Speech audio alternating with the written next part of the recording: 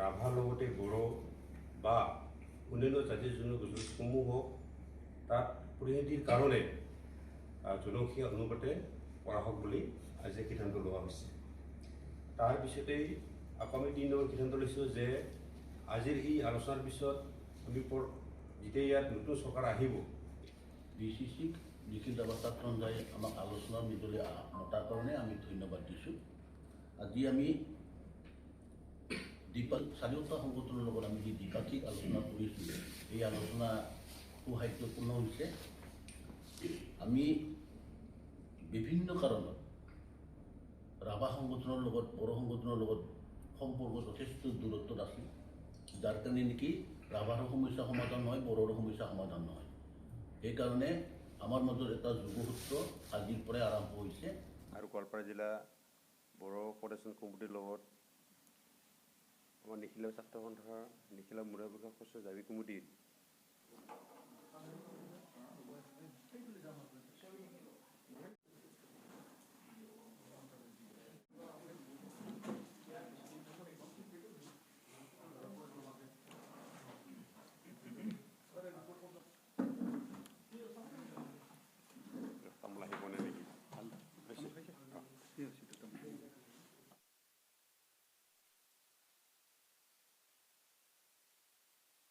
BCCৰ যি 19টা সংগঠনৰ সভাপতি সম্পাদক পৰৱৰ্তী তেখেতসকলৰ সমূহ বিষয়াসকল ইয়াৰ উপস্থিত আছে। ষষ্ঠ দাবী কমিটিৰ সভাপতি BCCক নিখিল ৰাভা ছাত্ৰ সন্থাই আমাক আলোচনাৰ নিজলৈ মতাৰ কাৰণে আমি ধন্যবাদ দিছোঁ। আজি আমি দ্বিপাক্ষিক আলোচনাত বহিছোঁ। নিখিল ৰাভা ছাত্ৰ সন্থা, ৰাভা আসাম কাউন্সিল, নিখিল ৰাভা মহিলা পৰিষদ, ষষ্ঠ অনুসূচী দাবী সমিতি। গতিকে এই চাৰিওটা সংগঠনৰ লগত আমি যি দ্বিপাক্ষিক আলোচনা কৰিছোঁ, এই আলোচনা সৌহাৰ্দ্যপূৰ্ণ হৈছে। আমি বিভিন্ন কাৰণত ৰাভা সংগঠনৰ লগত বড়ো সংগঠনৰ লগত সম্পৰ্ক যথেষ্ট দূৰত্বত আছিল, যাৰ কাৰণে নেকি ৰাভাৰো সমস্যা সমাধান নহয়, বড়োৰো সমস্যা সমাধান নহয়। সেইকাৰণে আমাৰ মাজত এটা যোগসূত্ৰ আজিৰ পৰাই আৰম্ভ হৈছে।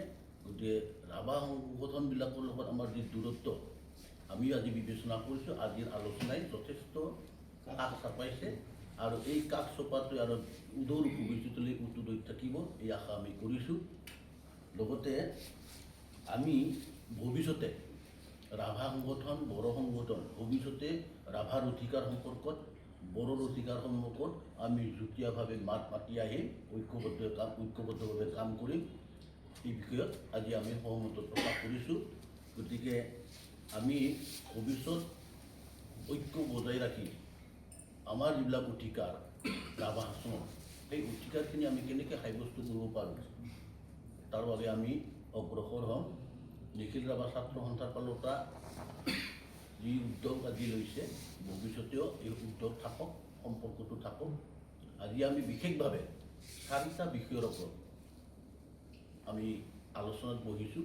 প্ৰথম আলোচনাৰ বিষয়টোৱে আছিল যে ৰাভা আসামৰ বৰ্তমান যিটো বিলীন কৰি পেলাই, বিনষ্ট কৰি পেলাই বা নিষেধ কৰি পেলাই নতুনকৈ এটা নতুন কনচেপ্টত সংবিধানৰ ধৰ্যা থকা যিটো ৰাভা আসাম কাউন্সিল হ'ব, তাৰ কাৰণে কেন্দ্ৰীয় চৰকাৰৰ পৰা যি ইণ্টাৰলকেটৰ আহিব, এই ইণ্টাৰলকেটৰ অহাত বড়ো সংগঠন আৰু ৰাভা সংগঠনসকলে একেলগে মিলি পেলাই আমি কথা পাতিম, কাম কৰিম, যাতে ৰাভাও বড়ো সন্ধি নকৰে, ৰাভাও বড়ো সন্ধি নকৰে। আমাৰ মাজত যিটো পৰম্পৰা, সেই পৰম্পৰা যাতে অটুট থাকে, সেই আহ্বান আমি ৰাখিছোঁ। লগতে এই নতুন কনচেপ্টৰ কাউন্সিল যিটো হ'ব, সেই কাউন্সিলত জনসংখ্যা অনুপাতে সব জনগোষ্ঠীৰ এটা ৰিপ্ৰেজেণ্ট থকাৰ ব্যৱস্থা থাকক আৰু সেইটো আমি উভয়ে একত্ৰিতভাৱে কাম কৰিম। তৃতীয়তে আমি ৰাখিছোঁ যে আমাৰ পুৰণা দাবী আছিলে এইটো যে ৰাভা আসামৰ বৰ্তমানৰ যিটো নামাকৰণ, এই নামাকৰণৰ ক্ষেত্ৰত এই ৰাভা আসাম এই নীলাচল আন্দোলন আছিল ইয়াৰ আগত, সেই নীলাচল আন্দোলনত বিশিষ্ট ৰাভা মানুহখিনি আগত দায়িত্ব লৈছিল। মই সেইবিলাকৰ নাম এতিয়া নকওঁ। গতিকে ৰাভা, বড়ো, গাৰো আৰু ট্ৰাইবেল সংঘ নীলাচল দাবী কমিটিয়ে এই আন্দোলন কৰিছিল আৰু এইটো Bodoland মুভমেণ্টৰ Bodoland মুভমেণ্টৰ second political demand আছিল। গতিকে এই ৰাভা আসামৰ নামটো কিছু সাল সলনি কৰি ৰাভা হাছং নীলাচল হোৱাটো হ'লে আমি যথেষ্ট আনন্দ হ'ম। এই বিষয়টো আজি তেখেতসকলৰ বিবেচনাৰ কাৰণে আমি ৰাখিছোঁ। তেখেতসকলে এই বিষয়ত নিশ্চয় আজি সহমত প্ৰকাশ কৰা নাই যদিও পৰৱৰ্তী দিনত ইয়াত তেখেতসকলৰ সহমতি আমি পাম, এই বিশ্বাস ৰাখিছোঁ। লগতে যোৱা 15 মাৰ্চত মুখ্যমন্ত্ৰীৰ উদ্যোগত ৰাভা সংগঠন আৰু বড়ো সংগঠনবিলাকৰ মাজত এটা ট্ৰাইপাৰ্টিত্ব হৈছিল, আৰু সেই ট্ৰাইপাৰ্টিত্বত মুখ্যমন্ত্ৰীয়ে বাৰে বাৰে কৈছিল যে আপোনালোকে দুয়োটা সংগঠনে একত্ৰিত হওক, ৰাভা বড়ো একত্ৰিত হওক, আপোনালোকৰ অধিকাৰ আপোনালোকে আদায় কৰি লওক, আৰু এই বিষয়টো আপোনালোকে একেলগে যদি আহে আপোনালোকৰ দাবী দাবাটো মই চুক্তিবদ্ধ কৰিম চৰকাৰৰ আগত। গতিকে আমি সেই দিশটো আগবাঢ়িছোঁ। লগে লগে আমি আজি ঘোষণা কৰিম যে ৰাভা আৰু বড়োৰ যি ঐক্য, এই এনাজৰী চিৰদিনৰ কাৰণে অটুট হওক। পৰস্পৰৰ সমস্যাৰ প্ৰতি গুৰুত্ব দি আমি যদি ভৱিষ্যত আগুৱাব পাৰোঁ, সেই সিদ্ধান্তৰ কাৰণে আমি ইয়াত আহিছোঁ, আৰু সেইটো আজি আমি হৈছে বুলি ঘোষণা কৰিছোঁ। ধন্যবাদ। কথা আজি ৰাভা হাছঙত বসবাস কৰা ৰাভা জনগোষ্ঠী আৰু বড়ো জনগোষ্ঠীৰ বাবে আমি ভাবোঁ এক ঐতিহাসিক দিন। এইকাৰণেই ৰাভা আৰু বড়ো সাংস্কৃতিকভাৱে সামাজিকভাৱে একেলগে বসবাস কৰে, কিন্তু ক'ৰবাখিনিত ৰাজনৈতিকভাৱে দীঘলীয়া সময়ৰ বাবে এক অন্তৰ, এটা গেপ হৈ আছিলে।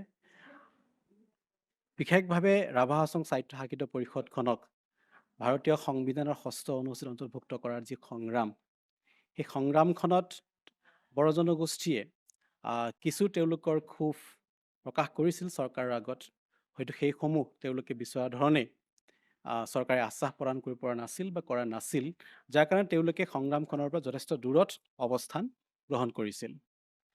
কিন্তু শেহতীয়াভাৱে যোৱা 15 মাৰ্চত অসমৰ মুখ্যমন্ত্ৰী মাননীয় ডক্টৰ হিমন্ত বিশ্ব শৰ্মাদেৱৰ সাক্ষাতত দুয়োটা জনগোষ্ঠীৰ যি দ্বিপাক্ষিক আলোচনা হৈছিল, সেই আলোচনা খুব পজিটিভ, গঠনমূলক আছিল, আৰু সেই আলোচনাৰ আঁত ধৰিয়েই মুখ্যমন্ত্ৰীৰ আহ্বানক সন্মান জনাই আজি দুয়োটা জনগোষ্ঠী, বিশেষভাৱে ৰাভা জাতীয় আন্দোলনকাৰী সংগঠন ক্ৰমে নিখিল ৰাভা ছাত্ৰ সন্থা, নিখিল ৰাভা মহিলা পৰিষদ, 6ষ্ঠ অনুসূচিত জাতি সমিতি, আৰু গোৱালপাৰা আৰু দক্ষিণ কামৰূপ জিলাৰ যি বড়ো জাতীয় সমন্বয়ৰক্ষী সমিতি, বড়ো কোঅৰ্ডিনেশ্যন কমিটি, এই দুয়োটা পক্ষৰ মাজত এক সৌহাৰ্দ্যপূৰ্ণ আলোচনা হয়। আৰু আলোচনাৰ বিষয়বস্তু মূলতঃ বা পইণ্ট 4টাৰে 3টাৰ ক্ষেত্ৰত দুই পক্ষই সহমত পোষণ কৰিছে, আৰু এটাৰ ক্ষেত্ৰত যিটো নামাকৰণৰ ক্ষেত্ৰত অকণমান আলোচনাৰ প্ৰয়োজন যিহেতু আমাৰ আছে, গতিকে আমি সেইটোত সহমত পোষণ কৰা নাই যদিও আমি পৰৱৰ্তী সময়ত তাৰ বিতং আলোচনা কৰি পুনৰ আমি এইটো ৰাজ্যক প্ৰকাশ কৰিম। কিন্তু যি 3টাৰ ক্ষেত্ৰত আজি দুই পক্ষই সহমতত আমি উপনীত হ'লোঁ, প্ৰথমটো হ'ল এইটো যে যিহেতু অসম চৰকাৰে খুব এক সুদৃষ্টিৰে আৰু সদিচ্ছাৰে ৰাভা হাছং সাহিত্য সাহিত্য পৰিষদখনক সাংবিধানিক মৰ্যাদা প্ৰদানৰ ক্ষেত্ৰত আগবাঢ়িছে। এই ক্ষেত্ৰত কম দিনৰ ভিতৰতেই ৰাভা হাছঙৰ মাটিত ইণ্টাৰলকিউটৰ আহিব। যেতিয়া ইণ্টাৰলকিউটৰ আহিব, মধ্যস্থতাকাৰী আহিব, তেতিয়া আমাৰ ক'ব লগা কথাখিনি বা ৰাভা হাছংখনক আমি কেনেকৈ চাব বিচাৰোঁ ভৱিষ্যতে, এই ক্ষেত্ৰত আলোচনা যি হ'ব, সেই আলোচনাত দুই পক্ষই একেলগে আমি থাকি মাতিম বা আমাৰ কথাখিনি ক'ম। সেইটো এক সহমতত আমি উপনীত হৈছোঁ। দ্বিতীয় কথাটো হ'ল ইয়াত বসবাস কৰা ৰাভা বড়োৰ লগতে গাৰো, হাজং আৰু আন জনগোষ্ঠীসকলে ৰাজনৈতিক অধিকাৰ পোৱাৰ ক্ষেত্ৰত যি প্ৰতিনিধিত্ব থাকিব, সেইটো সম্পূৰ্ণ জনসংখ্যাৰ ভিত্তিত হ'ব, অৰ্থাৎ জনসংখ্যাৰ পেটাৰ্ণ, পপুলেশ্যন পেটাৰ্ণটোৱে হ'ব নীতি। এয়া মুখ্যমন্ত্ৰীৰ এক আহ্বান, গতিকে সেইটোত আমি দুয়োপক্ষ সন্মতত উপনীত হৈছোঁ। আৰু 3 নম্বৰ কথাটো হ'ল যে সামগ্ৰিক প্ৰক্ৰিয়াটো আৰম্ভণি হোৱাৰ আগত আমি দুয়োপক্ষই পুনৰ বহি এক বুজাবুজিৰ প্ৰস্তাৱ গ্ৰহণ কৰি সেই প্ৰস্তাৱ আমি পুনৰ মুখ্যমন্ত্ৰীক জনাম, অৱগত কৰিম, আৰু সামগ্ৰিক প্ৰক্ৰিয়াটো আৰম্ভ হোৱাত বা আগবাঢ়ি যোৱাত দুয়োটা জনগোষ্ঠীয়ে আমি একেলগে আগবঢ়াৰ আমি প্ৰতিশ্ৰুতিবদ্ধ হওঁ। ইলেকশ্যন সম্পৰ্কত পোনপটীয়াভাৱে একো আলোচনা হোৱা নাই। কেৱল ইয়াত দুটা জনগোষ্ঠীৰ যি অন্তৰ ৰাজনৈতিকভাৱে সেইটো আজি মাৰ গৈছে। আমি একেলগে যাত্ৰা কৰাৰ কাৰণে আজি দুয়োটা জনগোষ্ঠী বা এই সংগঠনসমূহে মানে আমি একেটা মতত উপনীত হওঁ। আৰু ইলেকশ্যন যিহেতু আহিছে, NDA চৰকাৰে যিহেতু গোটেই প্ৰক্ৰিয়াটোক আগবঢ়াই নিছে, গতিকে স্বাভাৱিকভাৱে ৰাভা জনগোষ্ঠী হিচাপে আমি NDAৰ পক্ষতে থাকিম আৰু আমি আশা কৰিম আজি BCCৰ যিসকল বিষয়ববীয়া আছে তেওঁলোকে আপোনালোকৰ প্ৰশ্নত নিশ্চয় এটা ইতিবাচক সঁহাৰি দিয়াৰ কথাটো উল্লেখ কৰিছে, আলোচনা তেখেতলোকে কৰিব তেওঁলোকে। গতিকে আমিও আশা কৰোঁ যে NDA চৰকাৰে যিটো গোটেই কামখিনি আগবঢ়াই নিছে, গতিকে তেওঁলোকৰো সঁহাৰি ইতিবাচক হ'ব বুলি আমি আশা কৰিছোঁ। সেই ৰাভা সংগঠন বৰংগতৰ দূৰত্বৰ কাৰণে আমাৰ সমস্যাবিলাক সমাধান হোৱা নাছিল। গতিকে আমি আগৰ পৰাই আগ্ৰহ প্ৰকাশ কৰি আছিলোঁ যে ৰাভা ছাত্ৰ সংগঠনবিলাকৰ লগত বা ৰাভা লিডাৰবিলাকৰ লগত আমি আলোচনা কৰি আমি পৰস্পৰৰ অধিকাৰ আৰু দাবীক আগুৱাই লৈ যাওঁ। আজি আমি ফিতা কাটিলোঁ, আজি টাৰ্ণিং পইণ্ট আজি আৰম্ভ হৈছে আৰু এই আৰম্ভ আমি সদায় একেলগে যুগ্মভাৱে আমাৰ সমস্যা সমাধানৰ ক্ষেত্ৰত উমৈহতীয়াভাৱে কাম কৰি যাম, এই সিদ্ধান্ত আমি ইয়াত লৈছোঁ। আজি এতিয়া 312খন ৰাভা আশ্ৰমত বড়ো গাঁও আছে। সেই 312খন গাঁওটো আমি BKWCত সোমাবৰ কাৰণে দাবী কৰিছিলোঁ।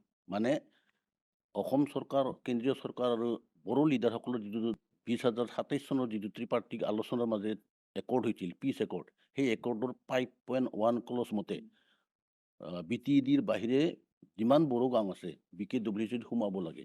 কিন্তু অসম চৰকাৰ আৰু চৰকাৰে এই গাঁওবিলাকক BKWCত নোসোমায়। আপোনালোকে ৰাভা আশ্ৰমতে থাকক, আপোনালোকক ৰাভা আশ্ৰমতে আমি এডজাষ্টমেণ্ট কৰিম। আপোনালোকে 312খন গাঁৱক লৈ আপোনালোকে এটা সমষ্টি নিৰ্ধাৰণ কৰক, মডেলিটিজ বনাওক, আপোনালোকে বিচৰাখিনি আমি ৰাভা আশ্ৰমতে দিম। তো মুখ্যমন্ত্ৰীয়ে আহ্বানটো সঁহাৰি দি আমি তেখেতৰ লগত সেইদিনাখন বহিলোঁ আৰু আজিলৈ 5 বাৰ ত্ৰিপাৰ্টিকক বহিলোঁ, কিন্তু সমস্যাটো আজিলৈ সমস্যা হৈ থাকিল। এতিয়া যিহেতু BKWCৰ আশাটো বাদ দিব গৈছে মুখ্যমন্ত্ৰীয়ে, ৰাভা আশ্ৰমতে এডজাষ্টমেণ্ট কৰিব কৈছে। গতিকে অতি সোনকালে ৰাভা আশ্ৰমতে কেনেকৈ আমাক এডজাষ্ট কৰে, সম অধিকাৰ আমাক যাতে পায়, ৰাভা বড়োৰ মাজত ভাই ককাইৰ দৰে বাচি থাকি আমি ভৱিষ্যত আগুৱাই যাব পাৰোঁ, সেই পৰিৱেশ মুখ্যমন্ত্ৰীয়ে কৰিব লাগে। আজিৰ আলোচনাত আমি আমাৰ ইছ্যু সম্পৰ্কত আলোচনা কৰিছোঁ। নিৰ্বাচন সম্পৰ্কত আমি আকৌ বহিম, আলোচনা কৰিম, আলোচনা কৰি সুস্থিৰ সিদ্ধান্ত আমি ল'ম। আলোচনা নিশ্চয় ফলপ্ৰসূ দিশতেই বা পজিটিভ ছাইডতে আহিব।